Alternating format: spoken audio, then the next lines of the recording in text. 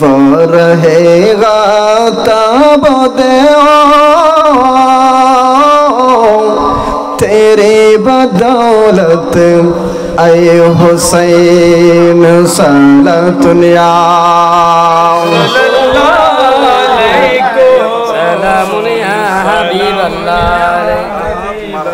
है हुसैन नबीजीर औलाद सलाम जाने मोरा तुम्हारे है हुसैन नबीजीर औलाद सलाम जाने मोरा तुम्हारे जाने ना के मन करे चिल नबी সোনার মদিনায় জানে না কে মন করে ছিলেন নবী সোনার মদিনায় যখন এজিদের দল যখন এজিদের দল হুসাইনের গলে তলোয়ার সালায় है हुसैन नबीजीर औलाद सलाम जाने मोरा तुम्हारे जगलाई चुमुके तो अल्लाहर हबीबी नबी मुस्तफाए जगले चुमुके तो अल्लाहर हबीबी नबी मुस्तफाए কিভাবে সেই গলেতে এজিদের দল তীর বল্লম সালায় है हुसैन नबीजीर औलाद সালাম জানাই মোরা তোমায় সালাম জানাই মোরা তোমায়। তখন তিনি তার পরিবার পরিজন মুহিব্বান রাসূল সবাইকে উদ্দেশ্য করে একটা ভাষণ দিলেন। হে আমার পরিবারের সদস্যরা, আমি হুসাইনের প্রেম আর ভালোবাসায় পড়ে যারা এসেছো, তোমাদের সবাইকে আমি বললাম তোমরা আপন আপন জায়গায় চলে যাও, যার যার বাড়িতে চলে যাও। এই ইয়াজিদের দল ক্ষমতার লোভের জন্য আমি হুসাইনের জান সে নিতে চাই, তোমাদেরকে টার্গেট করে নাই, আমাকে টার্গেট করেছে। তবে সাথে সাথে মুহিব্বান আহলে বাইতুর রাসূল যারা ছিল তারা সবাই বলতেছে, ও ইমামে হুসাইন, আমরা চলে যেতে পারি, কিন্তু কাল কিয়ামতের ময়দানে আপনার নানা জান আমাদের প্রাণপ্রিয় রাসূল দু জগতের বাদশা নবী জনাবে মুহাম্মদুর রাসূলুল্লাহ সাল্লাল্লাহু আলাইহি ওয়াসাল্লাম, যিনি আপনাকে নিজের জানের চেয়েও বেশি ভালোবাসতেন, আপনাকে এমন কঠিন পরিস্থিতির মধ্যে রেখে আমরা যদি চলে যাই তাহলে কাল কিয়ামতের ময়দানে আল্লাহ রাসূলের সুপারিশ থেকে আমরা মাহরুম হয়ে যাব। সুতরাং আপনাকে নূরানি চেহারা দেখে দেখে আমরাও আপনার সুখী সুখী হব, আপনার দুঃখী দুঃখী হব, আমরা একজনও আপনাকে ছেড়ে চলে যেতে পারি না। সবাই বলে সুবহানাল্লাহ। আখেরি ভাষণ দিলেন, সবাই বললেন না না, আমরা আপনাকে এই বিপদের মুহূর্তে ছেড়ে দিয়ে আমাকেও চলে যেতে পারি না। তখন তিনি বললেন, তাহলে তোমরা একটু রাত্রিবেলা ঘুমাও, সকাল হোক, সকাল হলে দেখবো কি করা যায়। ফজরের নামাজ এখনো হয় নাই, শুরু হয় নাই, সবাইকে ঘুমানোর জন্য বললেন। আর ইমাম হোসেন কোরআন তেলাওয়াত করতে লাগলেন। ফজরের আগে আগে তিনার চেহারার মধ্যে একটু একটু তন্দ্রা তন্দ্রা ভাব চলে আসলো। তন্দ্রা তন্দ্রা ভাব চলে আসার সাথে সাথে ইমাম হুসাইন বলতেছেন, আমি ওই কারবালার প্রান্তরে আমার সোনার মধ্যে ওলা নবী দু রাসূলুল্লাহ সাল্লাল্লাহু আলাইহি ওয়াসাল্লামকে ওই কারবালা প্রান্তরে চলে এসেছেন। সবাই বলে সুবহানাল্লাহ। নারায়ে তাকবীর, আল্লাহু নারায়ে রিসালাত, ঈদে মদিনা জিন্দাবাদ, শাহাদায়ে কুরবাল্লাহ জিন্দাবাদ, শাহাদায়ে কারবাল্লাহ জিন্দাবাদ, হাজরায়ে মদিনা। সালাতুন আবু হুসাইন বলতেছেন, আমার নানা জান স্বপ্নের মাধ্যমে আমি দেখতে পেলাম কারবালার প্রান্তে আমার রাসূল চলে এসেছেন এবং আমি ইমাম হোসেনকে কোলে নিয়ে আদর করতেছেন এবং আদর করে বলতেছেন, ও হুসাইন নানু ভাই, তোমার উপর যে জুলুম হচ্ছে, যে অত্যাচার হচ্ছে, তোমাদের এই পরিস্থিতিগুলো আমি রাসূল সোনার মদিনা থেকে সব কিছু দেখতেছি। সবাই বলে সুবহানাল্লাহ। এবং তুমি হুসাইনকে ধৈর্য ধরার জন্য, সাহস জোগানোর জন্য আমি রাসূল মদিনায় থাকতে পারি নাই। আমি কারবালা প্রান্তরে চলে এসে তুমি হুসাইনকে ধৈর্য ধরার জন্য, শক্তি সাহস জোগানোর জন্য আমি তোমাকে দেখতে এসেছি। সবাই বলে সুবহানাল্লাহ। তাহলে এই আলোচনা থেকে আমাদের প্রথম নাম্বার শিক্ষা হলো, যেখানে ইমাম হোসেনের আলোচনা হয়, যেখানে আহলে বাইত রাসূলের মহব্বতের আলোচনা হয়, যে মাহফিল আল্লাহর দরবারে কবুল হয়, যে ব্যক্তিগুলো আল্লাহর দরবারে কবুল হয়ে যায়, ওই জায়গায় আল্লাহ এবং রাসূল ওই জায়গার প্রতি সমর্থন থাকে। নয় নয় শুধু আমার দয়াল নবীও সেই জায়গার মধ্যে আসতে পারে। সবাই বলে সুবহানাল্লাহ। তাহলে আমাদের সেই সোনার মদিনা নবী যদিও সুদূর মদিনা হয়, আমাদের অন্তর জুড়ে সেই মদিনা নবীর মুহাব্বত আছে না নাই? সোনার মদিনা বহু দূরে, কিন্তু মদিনাওয়ালা আমার অন্তরে। আমার প্রাণ কান্দে রে, আমার মন কান্দে রে, মদিনা মদিনা বলে জিকির করে রে। সেই সোনার মদিনাওয়ালা নবীকে আমরা দেখতে চাই কি চাই না? আমরা সবাই দেখতে চাই। কারণ নবী কোথায় থাকেন? আন-নবী আউলা বিল মুমিনিনা মিন আনফুসিহিম। আল্লাহর কোরআনের আয়াত। আমার আল্লাহ বলেন, আমার নবী মদিনায় থাকে না, আমার নবী মক্কায় থাকে না। আমার নবীর একটা বসার একটা জায়গা আছে, আমার নবীর একটা অফিস আছে। ও আল্লাহ, তোমার নবীর অফিস কোনটা একটু বলো না। আমার আল্লাহ কুদরতের জবানে বলে দিলেন, আন-নবী আউলা বিল মুমিনিনা মিন আনফুসিহিম। সমস্ত মুমিনদের অন্তর জুড়ে আমার রাসূল বিরাজমান থাকেন। সবাই বলে সুবহানাল্লাহ। তাহলে নবী আমাদের থেকে দূরে নয়। সুতরাং সেই মদিনাওয়ালা নবীকে আমরা শয়নে স্বপ্নে জীবনে একবার দেখতে চাই কি চাই না? ইচ্ছে জাগে আমাদের যেতে মদিনায়, ইচ্ছে জাগে চুমুকেতে সোনালি পর্দায়।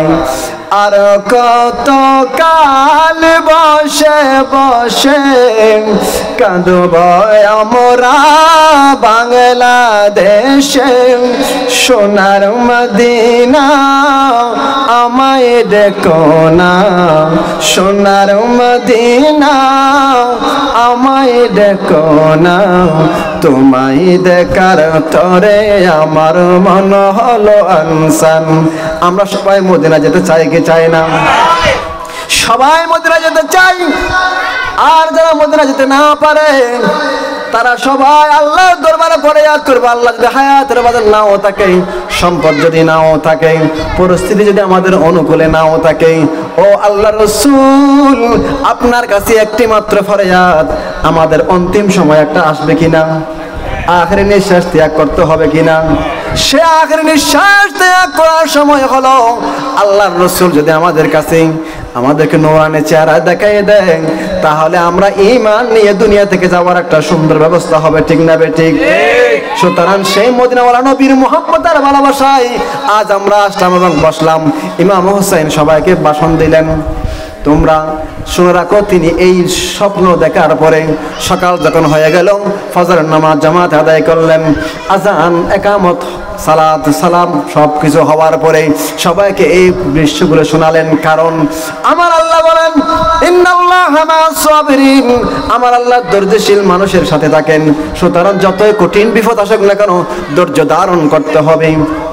ওয়াস্তাঈনু বিস-সাবরি ওয়াস-সালাহ, আল্লাহ বলেছেন বিপদের সময় ধৈর্য এবং নামাজ দিয়ে আল্লাহর কাছে সাহায্য চাওয়া। বিপদের সময় কি করতে হবে? নামাজ এবং সালাত, নামাজ এবং ধৈর্য, নামাজ এবং কি? এখন বিপদ চলতেছে, এই বিপদের মধ্যে আমরা সবাই বেশি বেশি করে নামাজ পড়বো এবং আল্লাহর কাছে ধৈর্য ধারণ করবো। আল্লাহ আমাদেরকে ধৈর্য ধারণ করার সুযোগ দাও এবং এই সুন্দর এই অসুন্দর পরিবেশকে যেন আল্লাহ সুন্দর করে দেয় সেই জন্য আল্লাহর কাছে ফরিয়াদ মুনাজাত করতে হবে। আল্লাহ আমাদের সবাইকে সুন্দর একটা পরিবেশ আমাদের সকলের জন্য নসিব করে, সবাই বলি আমিন। ইমাম হোসেন সবাইকে নামাজ পড়ার পরে সবাইকে বললেন, এখন তোমরা, আমি দ্বিতীয়বারের মতো বলতেছি, তোমাদের এখনো সুযোগ আছে, তোমরা চলে যাও। সবাই আবার বললেন, হুজুর আর দ্বিতীয়বার এই কথা বলিয়েন না, আমাদেরকে একজন একজন করে সুযোগ দেন, আমরা এই জালিমদের সাথে যুদ্ধ করে আমরা শেষ করে যাব। এইভাবে মুহিব্বানে আহলে বাইত রাসূল এক একজন করে ইমাম হোসেনের কাছ থেকে বিদায় নিয়ে অনুমতি নিয়ে যুদ্ধের ময়দানে যাচ্ছেন। যুদ্ধের ময়দানে গিয়ে এক একজন 10 জন 20 জন 15 জন 20 জন এইভাবে এক একজন জালেম ও ইয়াজিদি সরকারের সৈন্যবাহিনীকে জাহান্নামের পানি খাওয়াইয়ে দিয়েছেন। সবাই বলে সুবহানাল্লাহ। এইভাবে একজন একজন করে সবাই তারা শহীদ হয়ে গেলেন। এরপরে মুহিব্বানে আহলে বাইত রাসূল একজন আর বাকি নাই, এখন বাকি আছে আওলাদ রাসূল। এখন আওলাদ রাসূল বাকি আছে, এখন কে যাবেন? এই কথা বলতে না বলতে হযরতে কাসেম বিন হাসান, ইমাম হাসানের ছেলে কাসেম, তিনি হাত বাড়িয়ে দিলেন, ও ইমাম হোসেন চাচা যান, এখন আমি যাব ময়দানে যুদ্ধ করার জন্য। ইমাম হোসেন বলে, ও কাসেম, আমার বাতিসপুত্র বাতিজা, তোমাকে আমি অনুমতি দিতে পারি না, কারণ তোমার বাবা আমাকে ওসিয়ত করেছিল আমার ছোট মেয়ে সকিনার সাথে তোমার সাথে বিবাহ দেওয়ার জন্য। তোমার সাথে বিবাহ দিয়ে আমাকে বলেছে যেন কিয়ামত পর্যন্ত আওলাদ রাসূলের সিলসিলা জারি থাকে, এইরকম একটা সুন্দর ব্যবস্থা করার জন্য তিনি আমাকে ওসিয়ত করেছেন। সবাই বলে সুবহানাল্লাহ। এই কথা বলার পরে হযরত ইমাম কাসেম রাদিয়াল্লাহু তাআলা বলেন, ও আমার চাচা ইমাম হোসেন, আপনাকে আপনার বড় ভাই হাসান রাদিয়াল্লাহু তাআলা যেমনি ভাবে ওসিয়ত করে গেলেন, আমাকেও একটা ওসিয়ত করেছেন। সেই ওসিয়তটা কি সামনে শুনেন। আমাকে গলার মধ্যে একটা তাবিজ ঝুলিয়ে দিলেন।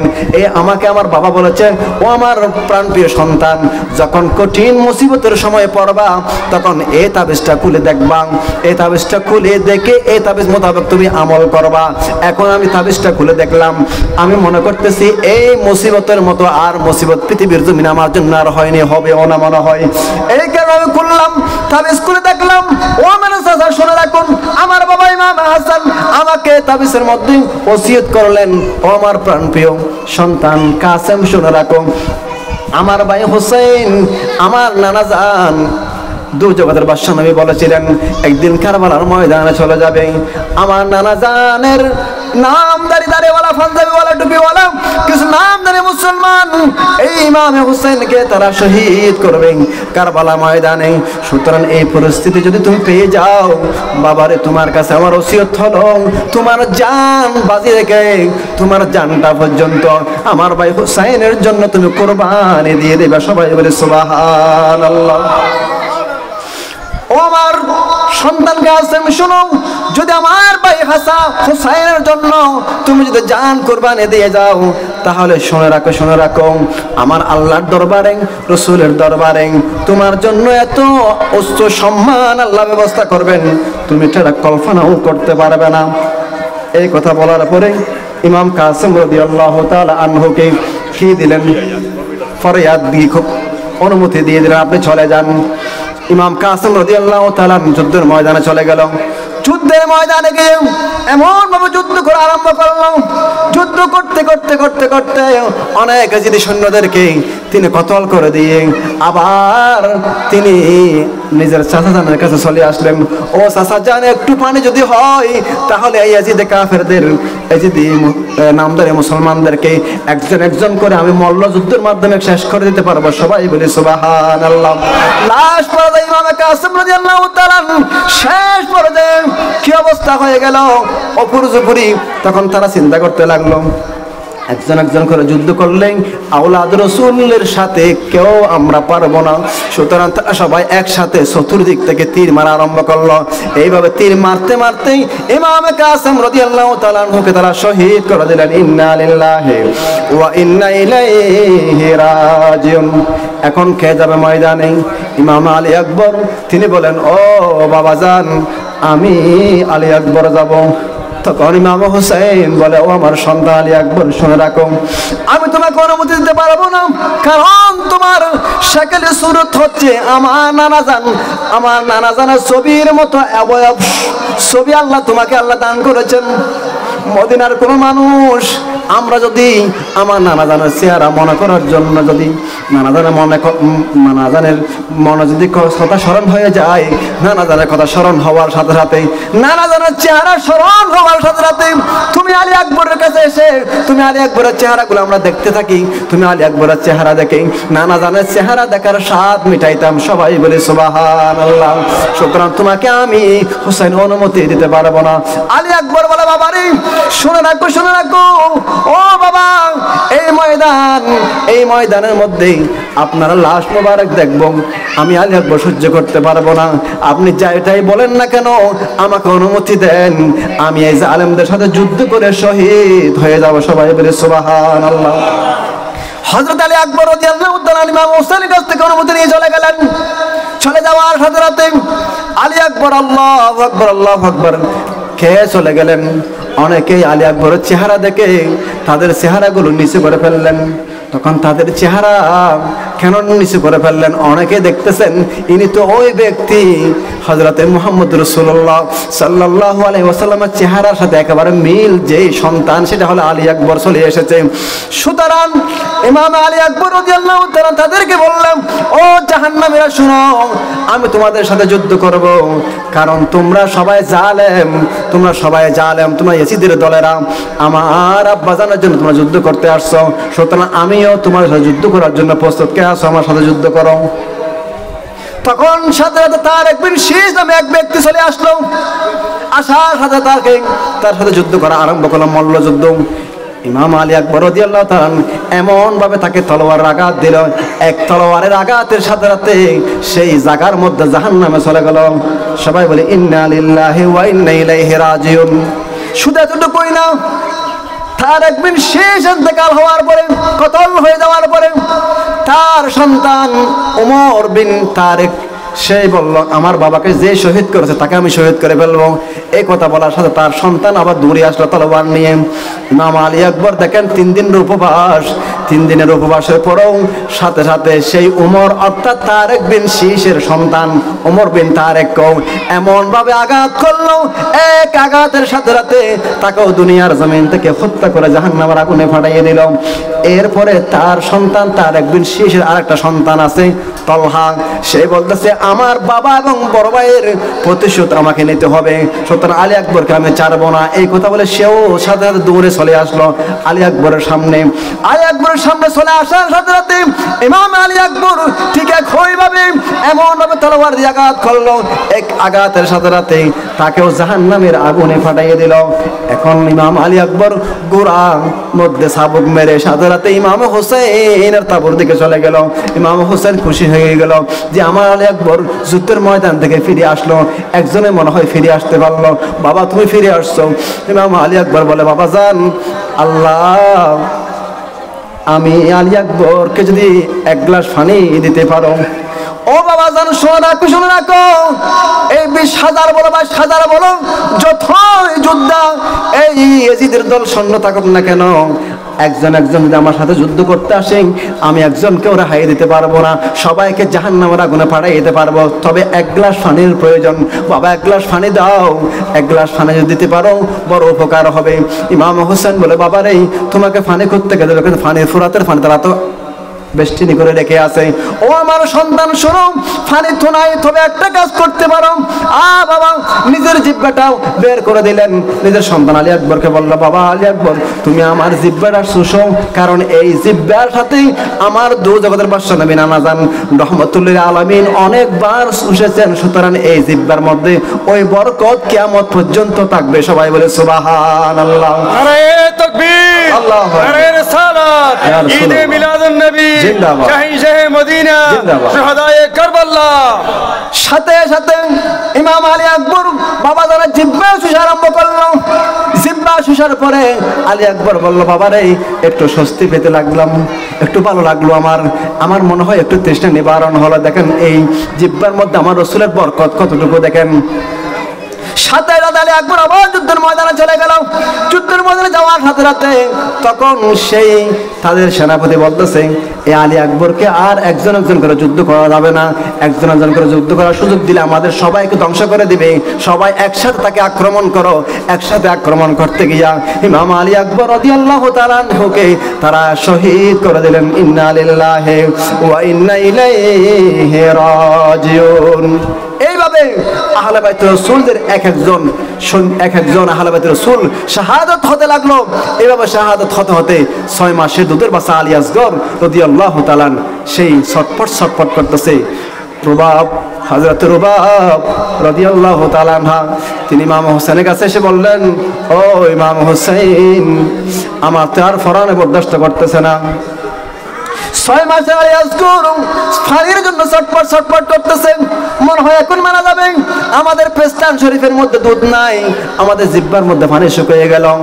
আমার মনে হয় এই আলী আসগরকে একটু ময়দানে কারবালার মধ্যে নিয়ে গেলে, ফুরাতের কাছে নিয়ে গেলে তাদের মনে হয় একটু দয়া চলে আসবে। কারণ এই মাসুম বাচ্চা তো, সে ফানেকে সুস্থ হলে তাদের বিরুদ্ধে যুদ্ধ করার সুযোগ তার থাকবে না। মনে হয় তাকে একটু তারা সদয় হবে, বিনয় হবে, নরম হবে, দয়া আসবে। এই কথা বলতে না বলতে ইমাম হোসেন তার কলিজার টুকরা 6 মাসের দুধের বাচ্চাকে কোলে করে নিয়ে সেখানে চলে গেল। তাদেরকে বলল, ও এজিদের দলেরা শুনে রাখো, আমি পানি খাবো না, আমার জন্য পানির দরকার নাই, আমার পরিবারের সদস্য কারোর জন্য পানির দরকার নাই। এই 6 মাসের দুধের বাচ্চার জন্য 1 গ্লাস পানির ব্যবস্থা তোমরা করো। এই বাচ্চা যদি পানি খায় তাহলে তোমাদের বিরুদ্ধে যুদ্ধ করার সুযোগ তার হবে না। এই কথা বলতে না বলতেই তাদের পক্ষ থেকে একজন মালউন সাথে সাথে এমন তীর নিক্ষেপ করলো। এই তীর ইমাম আলী আসগর রাদিয়াল্লাহু তাআলা আনহুর পেশানে মুবারক, গলা মুবারক, গর্দান মুবারকের মধ্যে ঢুকেই ইমাম হোসেন রাদিয়াল্লাহু তাআলা আনহুর বাহু পর্যন্ত ছেদ করে ফেললো। ইন্না লিল্লাহি ওয়া ইন্না ইলাইহি রাজিউন। ইমাম হোসেন দেখে আশ্চর্য হইল, হায় হায়, এরা কেমন মানুষ, এদের কাছে তো আসলে আমার আশাটা ভুল হয়ে গেল মনে হয়। ইমাম হোসেন 6 মাসের দুধের বাচ্চাকে নিয়ে আবার তাঁবুর মধ্যে চলে গেল। ও শহরবানু তুমি কোথায়? ও রুবাব তুমি কোথায়? তোমার সন্তান আলী আসগর আর পানের জন্য ছটফট করবে না। ও আলী আকবর, আর তুমি তো চলে গেলাম, কাসেমও চলে গেল, এমনকি 6 মাসের দুধের বাচ্চা আলী আসগরও চলে গেল। ও রুবাব, তোমার সন্তান তোমার কাছে নিয়ে নাও। ও শাহরবানু কোথায় তোমরা? তোমাদের সন্তান তোমরা নিয়ে নাও। এই সন্তান আর পানির জন্য ছটফট করবে না, আর তোমাদেরকে আর বিরক্ত করবে না। আমার নানা জানের হাউজে কাউসারের পানি হয়তো সে জান্নাতের মধ্যে পান করবে। সবাই বলে সুবহানাল্লাহ। এইভাবে ইমাম আলী আসগর পর্যন্ত 6 মাসে দুধের বাচ্চা শাহাদাত বরণ করলেন। তাহলে দুধের বাচ্চা শহীদ হলেন। এইভাবে ইমাম হুসাইন রাদিয়াল্লাহু তাআলা আলী আসগরের রক্তগুলো হাতে নিলেন। ইমাম আলী আকবর, আলী আসগর, কাসেম সহ আহলে বাইত রাসূল সকলের লাশ, সামনেও তাদের লাশ, পিছনেও লাশ, ডানেও লাশ, বামেও লাশ। আলী আসগরের লাশের রক্তগুলো হাতে নিলেন।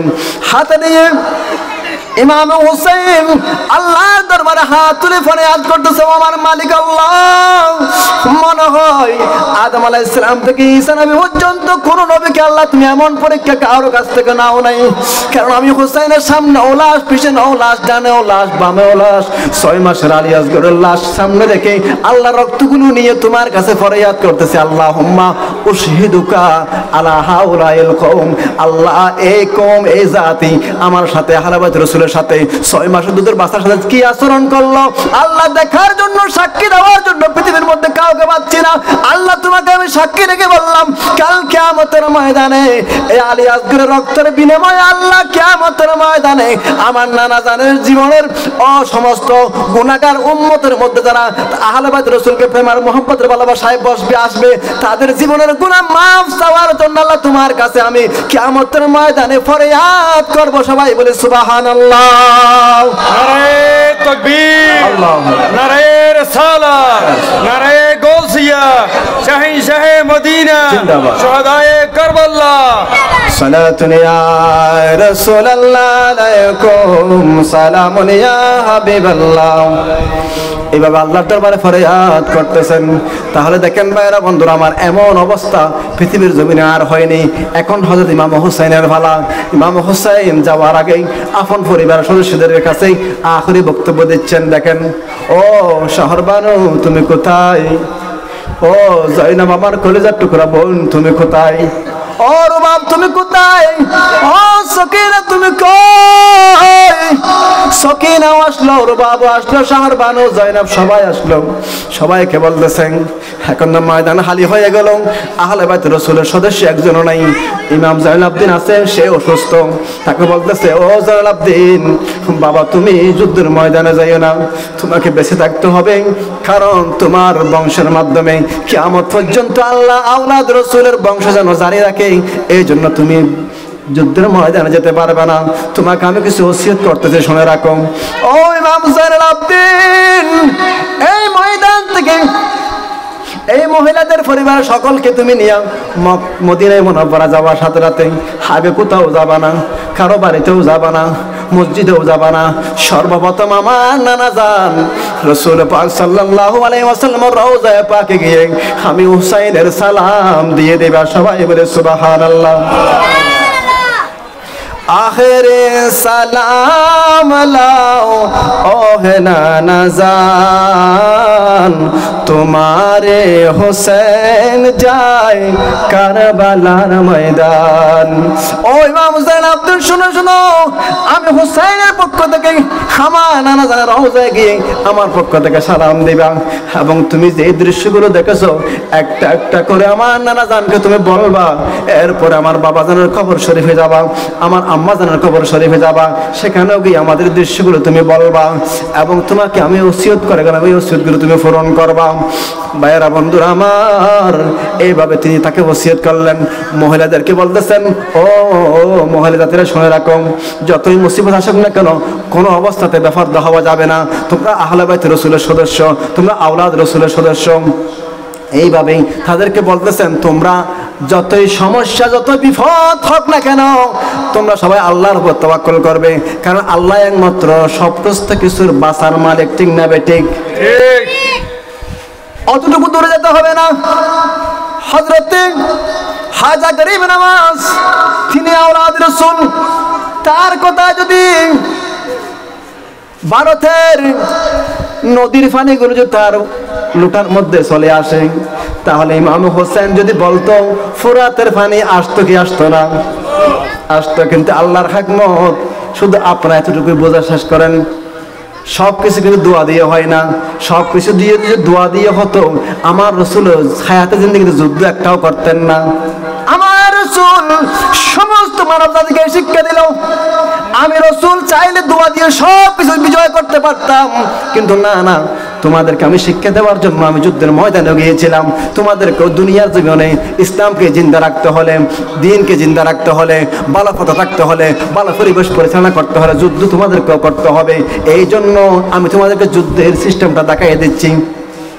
আমার রাসূল যুদ্ধের ময়দানে সিস্টেম দিয়ে দিল, কোন দুর্বল মানুষ, কোন বুড়া মানুষ, কোন শিশু সন্তান কাউকে যুদ্ধের ময়দানে নেওয়াও যাবে না, এবং যুদ্ধের ময়দানে তাকে আক্রমণ করা যাবে না, যদিও বা সেই শত্রু পক্ষে হোক।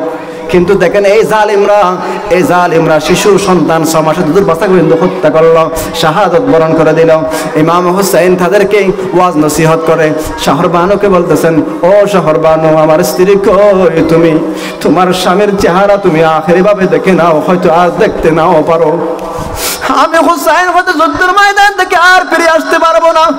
ও আমার স্ত্রী শাহরবানু, আমার চেহারা দেখে নাও, কোনো কিছু বলার থাকলে বলে যাও, কোনো কিছু শোনানোর থাকলে শোনাই দাও। ও রুবাব তুমি কই?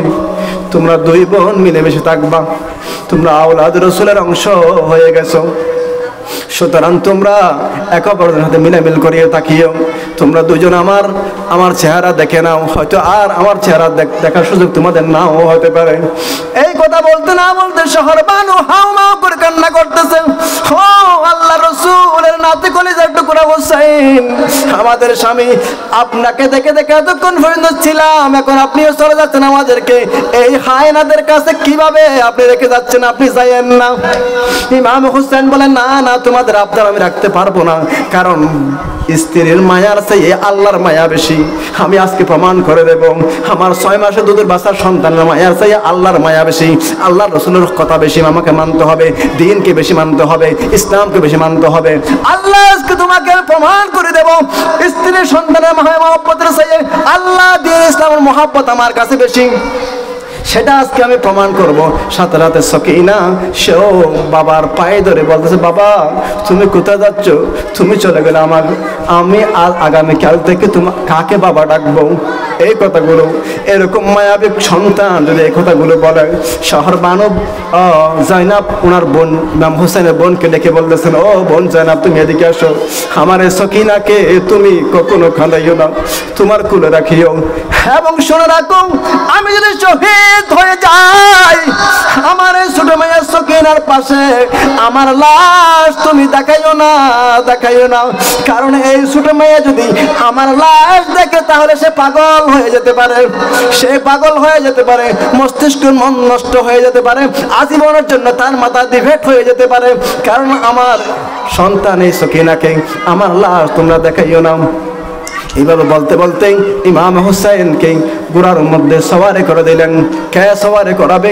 বোন জয়নাব বলেছে, ও আমার ভাই হুসাইন, আমি তো খাইবারের যোদ্ধা, আমার শক্তি আছে, আমার সাহস আছে, আমি মেয়ে হলো আমার সমস্ত শক্তি আছে, সাহস আমার আছে, সুতরাং আমি আজকে আমার ভাই হুসাইনকে আমি সাজাই ফারাই দেব। সাথে সাথেই আমার রাসূল করিম সাল্লাল্লাহু আলাইহি ওয়াসাল্লাম ফাকরি মুবারক জয়নাবদ্দিনকে দিয়ে দিলেন, তোমাকে আজকে থেকে আমি আমার দায়িত্ব অর্পণ করে দিলাম। এবং মাওলা আলীর সে তাজ নিজের মাথার মধ্যে বোন জয়নাব ফরাই দিল। হযরত ইমাম হাসানের কোমর বন্দী মা হযরতে জয়নাব, বোন জয়নাব কোমর বন্দীগুলো পরাইয়ে দিল। এইভাবে হযরত আমির হামজা রাদিয়াল্লাহু তাআলা আনহুর বর্মা সেটা তিনি তার গায়ের মধ্যে পরাইয়ে দিল। এবং হযরত মাওলা আলী রাদিয়াল্লাহু তাআলা আনহুর সেই জুলফিকার নামক তলোয়ার হাতে দিয়ে বলে, ও আমার ভাই যাও, তোমাকে আখেরি বিদায় জানালাম, আল্লাহর উপর সুপর্দ করে দিলাম। ইমাম হুসাইন এইভাবে সওয়ারি হয়ে যুদ্ধের ময়দানে চলে যাচ্ছে। যুদ্ধের ময়দানে গিয়ে বলতেছেন, ও ইয়াজিদের দলেরা শোনো, আমি কে তোমরা চিনো? আমি তো ওই ব্যক্তি, আমি হলাম আল হাসান ওয়াল হুসাইন সৈয়দ শাবাব আহলাল জান্নাহ, আমি হলাম জান্নাতের সরদার, যুবকদের সরদার ইমাম হুসাইন। আমার নানা জানের কলমা পড়ে তোমরা মুসলমান হয়েছ, আমার নানা জানের ইসলাম তোমার দ্বারা ধারণ করে আজ এলাকায় দেশে সম্মানিত হয়েছ। সেই নানা জান কখনো আমাকে কষ্ট দিতে চাইতো না, আমার আল্লাহ কষ্ট দিতে চাইতো না, জিবরাইল আমাকে কষ্ট দিতে চাইতো না। তোমরা আমার নানা জানের উম্মত দাবি করে কেমনি ভাবে তোমরা আমার উপর তলোয়ার ধারণ করবে? আমার বুঝে আসে না। তোমাদেরকে আখেরি ভাবে বললাম, তোমরা এই যুদ্ধের ময়দান থেকে চলে যাও। এই কথা বলার পরও তারা ফিরে সরে গেল না, কারণ খাতামাল্লাহু আলা কুলুবিহিম ওয়া আলা সামিইহিম ওয়া আলা আবসারিহিম, আমার আল্লাহ বলেন যার অন্তরের মধ্যে গুমরাহির আল্লাহ মোহর মারি দেবে, তাকে যতই ওয়াজ নসিহত করো না কেন সে কখনো হেদায়েত হবে না। সুতরাং ইমাম হুসাইন রাদিয়াল্লাহু তাআলা এক একজনের সাথে মল্লযুদ্ধ করা আরম্ভ করলো। যুদ্ধ করতে করতে করতে করতে দেখা যাচ্ছে একজনকেও তিনি রাহাই দিচ্ছে না, সবাইকে একজন একজন করে অসংখ্য অগণিত ইয়াজিদের সৈন্যদেরকে তিনি জাহান্নামে পাঠিয়ে দিচ্ছেন। সবাই বলি নাউযুবিল্লাহ। এইভাবে ইমাম হোসেন যখন যুদ্ধ করে যাচ্ছিল, লাশ পরে দিয়ে সবাই বলে না না, ইমাম হোসেন যদি একজনকে যুদ্ধ করার সুযোগ দেওয়া হয় তাহলে আমরা সবাই শেষ হয়ে যাব, ইমাম হোসেন শেষ হবে না। লাস্ট তারা সবাই একসাথে মল্লযুদ্ধ শেষ করে একসাথে চতুর্দিক থেকে তীর মারা আরম্ভ করলো। তীর মারতে মারতে মারতে মারতে ইমাম হুসাইন রাদিয়াল্লাহু তাআলা এক পর্যায়ে তিনি ঘোড়া থেকে পড়ে গেলেন। ঘোড়া থেকে পড়ে যাওয়ার পর রাসূল করিম সাল্লাল্লাহু আলাইহি ওয়াসাল্লামের সেই প্রিয় নাতি ইমাম হুসাইনের সিনাই পাকের মধ্যে সীমা নামক এক জালেম বসে গেল। সবাই বলে নাউযুবিল্লাহ।